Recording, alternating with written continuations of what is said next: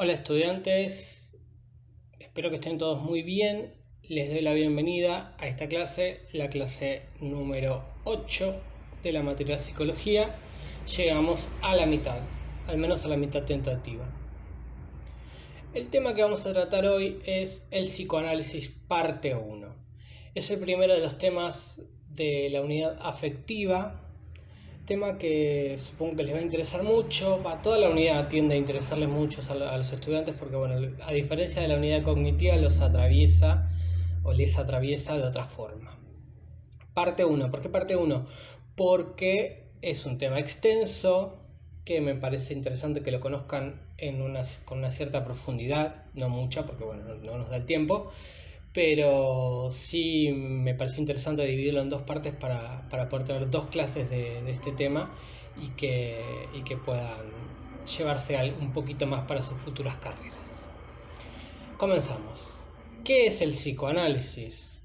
El psicoanálisis es una práctica terapéutica y técnica de investigación fundada por el neurólogo austríaco Sigmund Freud alrededor de 1896. 1896, fíjense que es bastante antiguo todo esto.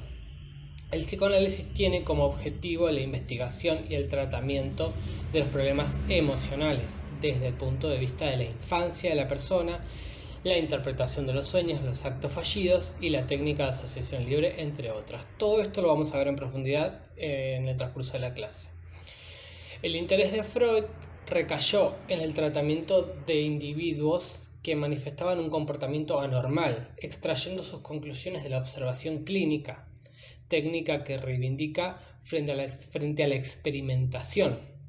Freud creía que poderosos impulsos, principalmente de naturaleza sexual, influían en el comportamiento humano.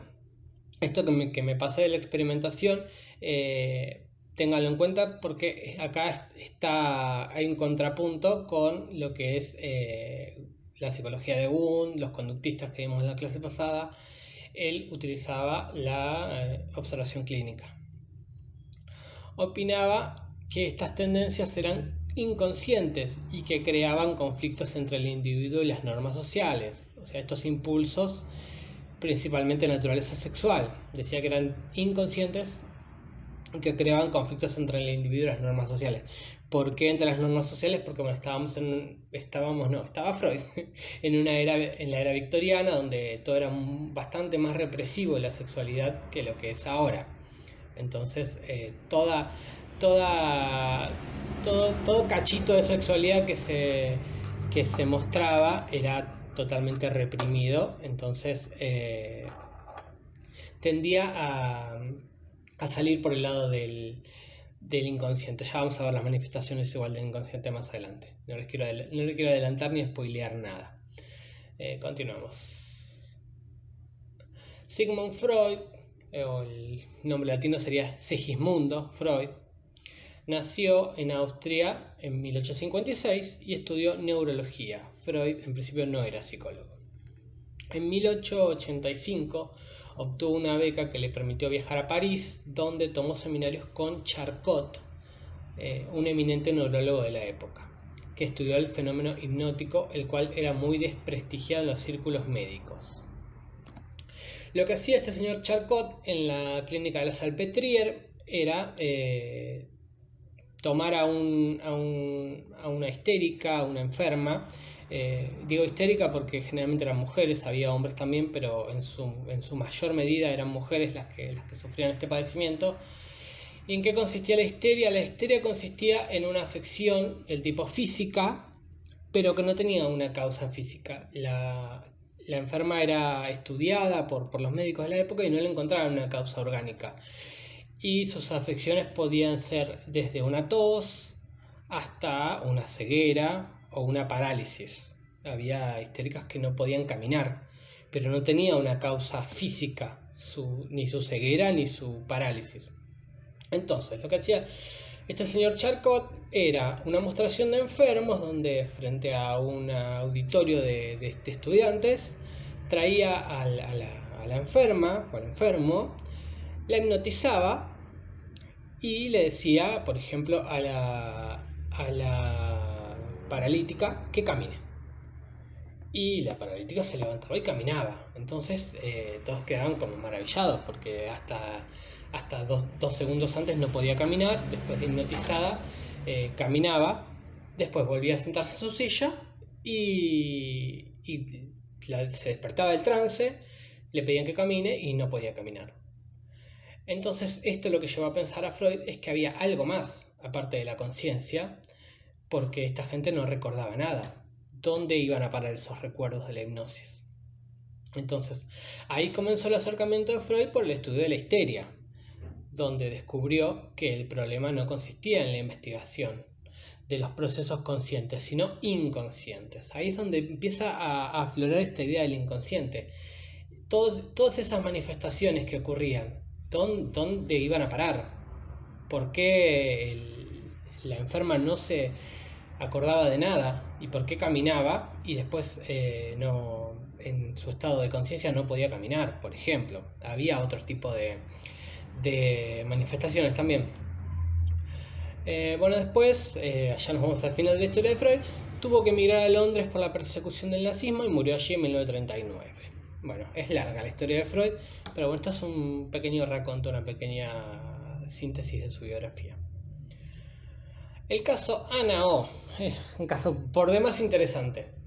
Berta Pappenheim, o Peppenheim o algo así, más conocida como Anna O, fue una paciente del doctor Joseph Breuer y Sigmund Freud, diagnosticada con histeria. Esto tienen un texto que les voy a dejar, donde pueden leer más de esto en profundidad y les va a resultar bastante interesante el caso. Ana había cuidado de su padre enfermo hasta su muerte, desarrollando al mismo tiempo una tos que no tenía causa orgánica, así como dificultades para hablar y mutismo. Mutismo es que estaba muda, que no podía hablar. Cuando su padre falleció, desarrolló una serie inusual de síntomas tales como la pérdida de sensibilidad en las manos y pies, parálisis parciales, alucinaciones visuales, etc. Y digo etcétera porque tenía muchos más síntomas que, bueno, nos tomaría toda la clase describir los síntomas nada más que tenía esta señora. Todo sin causa física demostrable. Esto es importante de la histeria, que no hay causa física, es una causa de otra índole, no física. Se van a hacer los estudios y no se va a encontrar nada. Hoy en día existe la histeria también, no en la misma proporción que en esa época, pero existe. Y existió siempre, salvo que en otras épocas se lo tomaba como una causa demoníaca o una posesión o algo así.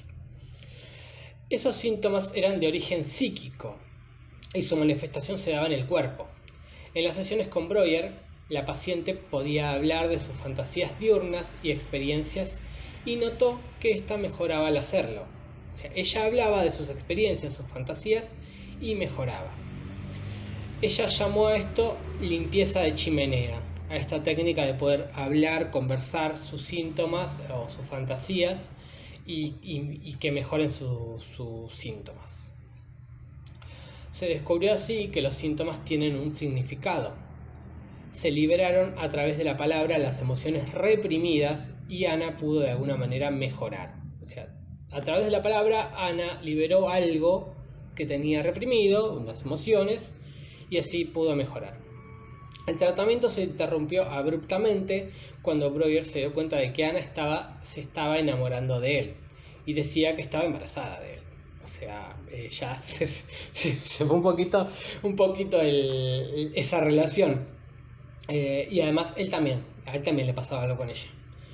Bueno, y él era un señor mayor, casado, recordemos época victoriana, todo muy religioso, muy moralista. Entonces la abandonó, porque además ella decía que estaba embarazada de él, lo cual no sabemos, creemos que no era así, pero bueno, fue intensa la cosa para la época. Fue Freud quien retomó esto y le sirvió para sus investigaciones y teorizaciones posteriores. Berta murió de cáncer en 1936 y además, acá no me entró para ponerlo, pero fue una de las primeras feministas de Austria, fue la primera trabajadora social de Austria. Tuvo una vida bastante interesante esta mujer después de que logró curarse de alguna manera. Y acá les puse la foto de Berta o de Ana, y les dejé una reseña de la película Freud, Pasión Secreta de 1962, donde se toma un poco esto. Si la quieren ver, yo la tengo creo que está en la cuenta de Mega, después les paso el link, me lo piden, yo se los paso. Es una película bastante interesante porque de lo que es Freud se sigue bastante la historia. Y bueno, ahí van a ver cómo el tratamiento de las histéricas, cómo mostraba Charcot a las enfermas en la escuela de la Salpêtrière. Bueno, y el caso de Ana se ve en profundidad. Con otro nombre, obvio, pero bueno, se ve esta historia. Y después hay una serie también en Netflix, pero yo no se las recomiendo, me parece una porquería. No tiene nada que ver con la historia de Freud, es una ficcionalización que toma el nombre de Freud y en vano. O sea, lo destroza el nombre de Freud, pero no tiene nada que ver. Yo la vi y no se las recomiendo para nada. Pero esta película, si la quieren ver, me piden el link y yo se los paso. No va a ser obligatorio, obviamente, es para el que quiera y quiera profundizar más al respecto. Bueno, el objeto y método de estudio del psicoanálisis. El objeto de estudio del psicoanálisis es el inconsciente. Busca la causa inconsciente de la conducta y de los padecimientos. No les digo acá qué es el inconsciente porque ya lo vamos a ver en profundidad. Y el método de estudio del psicoanálisis es la asociación libre, en la cual consiste en decir en la sesión terapéutica psicoanalítica todo lo que se venga a la mente sin omisión alguna. Entre líneas, el psicoanalista podrá leer cómo se expresa el inconsciente. Este método no fue el inicial, esto es importante que lo sepan. Freud, cuando vuelve a la Salpêtrière, empieza a usar la hipnosis. Entonces hipnotiza a las pacientes o a los pacientes. Pero después se da cuenta que hay algunos que no pueden ser hipnotizados o no quieren ser hipnotizados. Entonces, con la ayuda de Ana O, descubre el método catártico, que consistía en que el paciente pueda hablar conscientemente. Al principio había una presión en la frente para que pueda hablar, lo cual me da muy iglesia de cualquier índole. Y después pasó a este método de asociación libre, que implica que el paciente hable de lo que se le venga a la cabeza. Y en eso el psicoanalista va a poder leer algo del inconsciente. Es un método bastante difícil y que lleva mucha práctica y sobre todo mucha práctica en la escucha. Bueno, ¿qué es el inconsciente? Acá lo tenemos en esta imagen, en esta metáfora con el iceberg. El inconsciente y el consciente por ahora, ya lo vamos a ver más en profundidad en la otra clase. El inconsciente es la sede de los conflictos reprimidos de carácter sexual que no tienen lugar en la conciencia, por efectos de la represión. Es decir, es un sistema de impulsos reprimidos que no llegan a la conciencia pese a permanecer activos en el sujeto. Esos impulsos están activos, eso es importantísimo, pero no llegan a la conciencia directamente. Ya vamos a ver cómo llegan. Esto quiere decir que los contenidos reprimidos que se encuentran en el inconsciente aún tienen efectividad psíquica, ya que actúan mediante diversos mecanismos que ya vamos a ver. El inconsciente también puede definirse como un espacio psíquico que no está en un lugar anatómico determinado y que está escindido o separado del pensar consciente. Esto piensen en esta imagen. Vamos a tener la conciencia, que es lo que se puede ver a simple vista, lo que uno puede recordar y todo eso, y vamos a tener algo guardado en el fondo, como en este iceberg, que es mucho mayor en tamaño, como muestra esta imagen metafórica, que es el inconsciente. ¿Y qué es la represión? Es un mecanismo inconsciente por el cual se producen olvidos o apartamientos de la conciencia de traumas o conflictos de origen sexual infantil desconocidos por quien los padece. Recuerden la clase de memoria lo importante que era el olvido. Bueno, acá le dan una vuelta de tuerca a ese olvido. O sea, todo lo que sea traumático se va a tender a olvidar o a reprimir. ¿Para qué? Para poder continuar con una vida. Como ustedes me decían, no se podría vivir, como veíamos en la historia del trabajo práctico, recordando todo el tiempo un hecho traumático. Sería imposible. Entonces, este mecanismo de la represión va a hacer que ciertas cuestiones se olviden para poder continuar con la vida. Pero que se olviden no significa que desaparecieron para siempre. Están ahí y van a volver en forma de fichas, como Alf. Chiste. Perdón. Continuamos. El funcionamiento del inconsciente. En el inconsciente no funciona la lógica del tiempo y del espacio. Eso es importante. O sea, el inconsciente no se maneja como nosotros manejamos. Se maneja de otra forma bastante más extraña. Tiene sus propias leyes, condensación y desplazamiento. El antes y el después no guardan relación cronológica. Se fusionan imágenes, se deforma la realidad para construir una diferente que combina deseos, percepciones y recuerdos. Todo va a estar como muy enmarañado en este inconsciente. Y acá les puse esta pintura de Salvador Dalí, La persistencia de la memoria, que está basada en el inconsciente y todas estas ideas, estos relojes derretidos y toda esta cosa muy surrealista que tiene Dalí. Bueno, tiene que ver con esto del inconsciente. ¿Qué es la condensación? La condensación consiste en que una representación única represente por sí sola varias cadenas asociativas en la intersección de las cuales se encuentra. Es decir, juntar varias representaciones en una sola. Les pongo un ejemplo. En un sueño, cuando tal persona o que se aparece en el sueño tiene la cara de alguien, la voz de tu mamá y no sé, y el cuerpo de otra persona. Bueno, eso es condensación. El inconsciente va a tender a condensar en esa misma figura varias representaciones de otras personas. ¿Y qué es el desplazamiento? El desplazamiento consiste en que el acento, el interés, la intensidad de una representación puede desprenderse de esta para pasar a otras representaciones originalmente poco intensas, aunque ligadas a la primera por una cadena asociativa, es decir, ir saltando de una representación a otra. Bueno, volvemos al sueño, ya vamos a ver los sueños en profundidad, pero bueno, como por ejemplo, el ejemplo sería que ustedes están en el sueño, se levantan de la cama, abren la puerta de su casa o de su cuarto y están en otro lado. Bueno, eso es un desplazamiento que se da en el sueño. Y así se maneja el inconsciente. O sea, se puede ir saltando de un lugar al otro o de una representación a la otra, y no va a haber conflicto con esto. Supongo que les habrá pasado este ejemplo que les digo de darse vuelta en el sueño y estar en otro lado, o cosas similares donde hay un desplazamiento y de lugares que tal vez no tienen nada que ver uno con el otro, o que al menos en el aspecto físico y consciente. Continuamos. Manifestaciones del inconsciente. Los sueños. Para Freud, los sueños fueron la pista más apropiada para llegar al conocimiento del inconsciente. En su obra La interpretación de los sueños, del 1900, pudo demostrar que los sueños son la realización de deseos inconscientes, los cuales no siempre coinciden con los deseos conscientes. Eso es importante, porque lo inconsciente no siempre va a coincidir con los deseos que uno tiene conscientemente. A veces tienden a ir por lo contrario.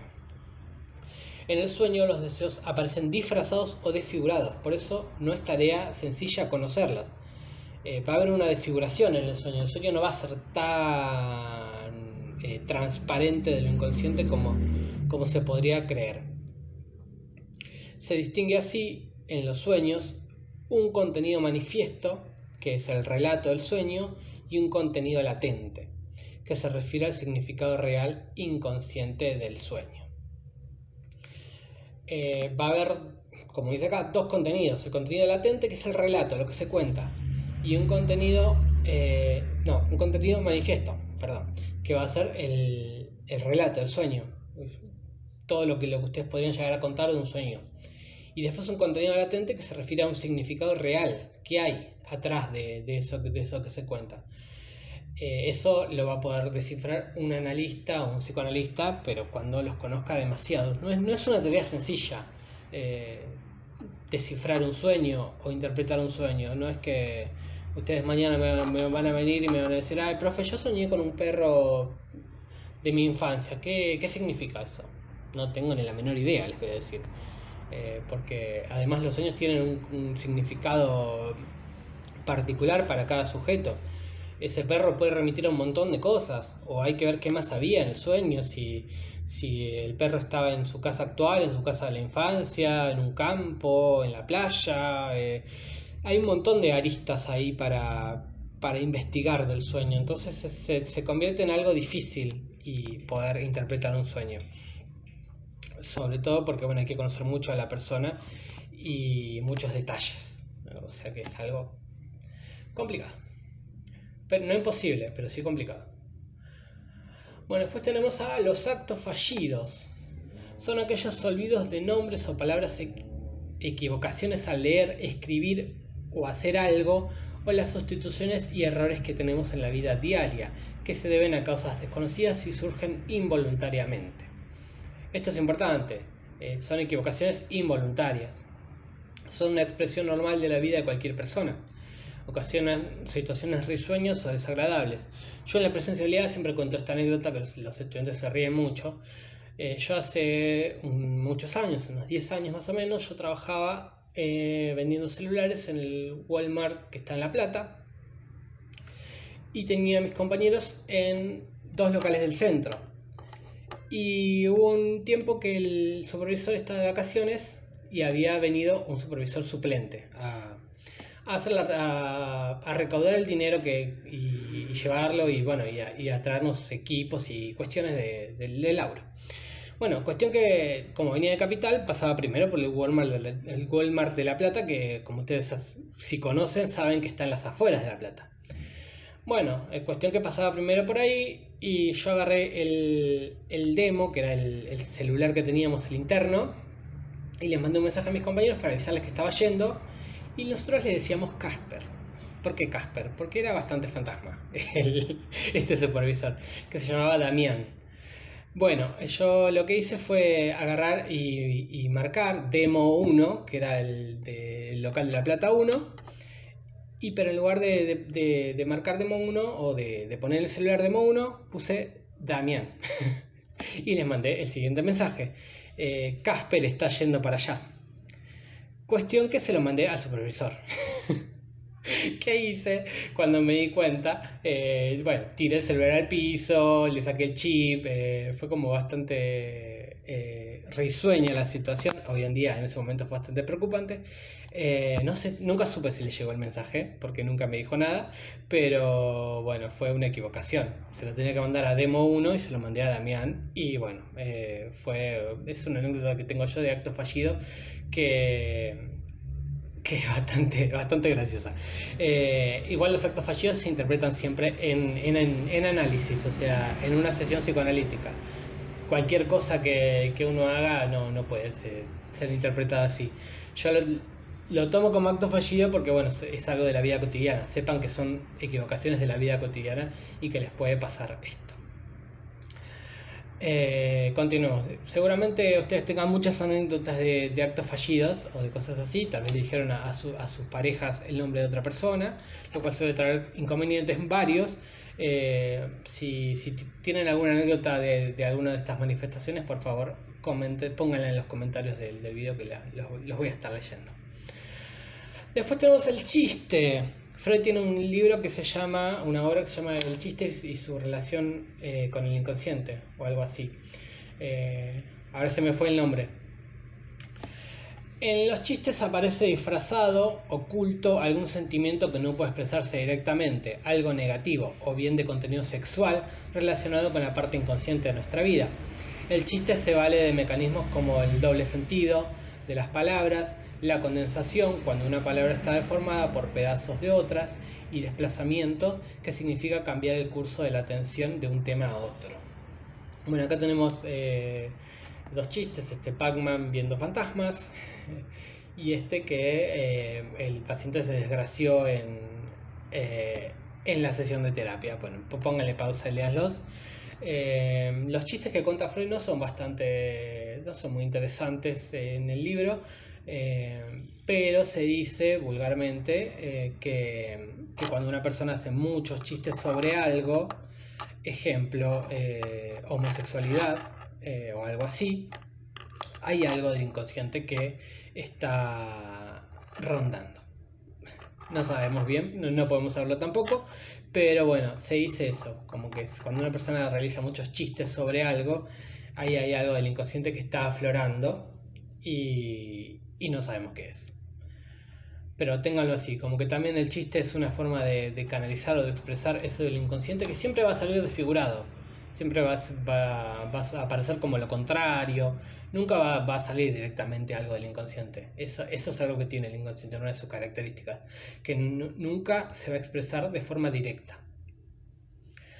Después tenemos a los síntomas neuróticos. Un síntoma delata una enfermedad, por lo cual debe averiguarse el origen o la razón del mismo. Bueno, yo creo que ya les hablé de la serie de Doctor House. Bueno, ahí se trata de hacer el diagnóstico para averiguar de dónde viene el síntoma.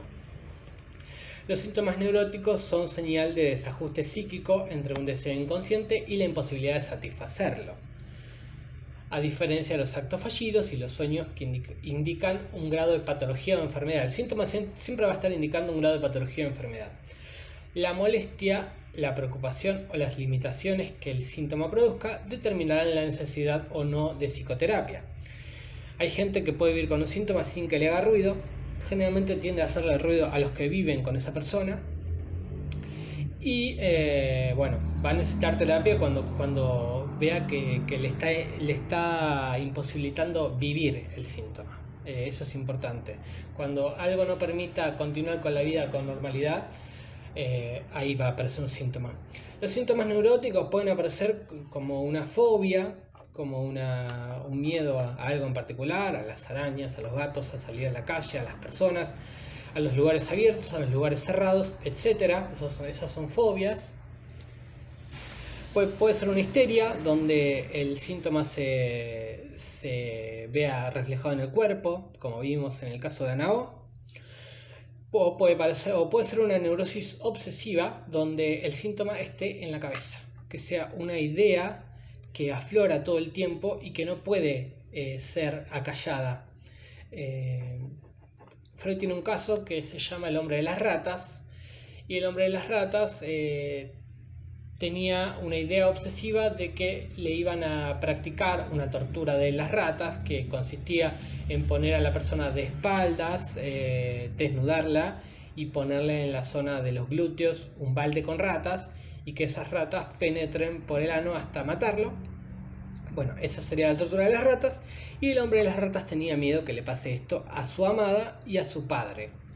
La cosa era que, bueno, la amada estaba con vida, pero el padre había fallecido ya hacía muchos años. Así de intensa y de inverosímil pueden ser las ideas obsesivas de un neurótico obsesivo. O sea, piénsenlo así, que el síntoma puede estar en el cuerpo, puede estar en la mente, o puede tener que ver con algo externo. Hay muchos más síntomas, obvio, pero bueno, para que tengan al menos esa limitación de reconocerlos. Y bueno, creo que hasta acá llegamos. Sí, hasta acá llegamos. La próxima clase vamos a continuar con el tema de esta clase.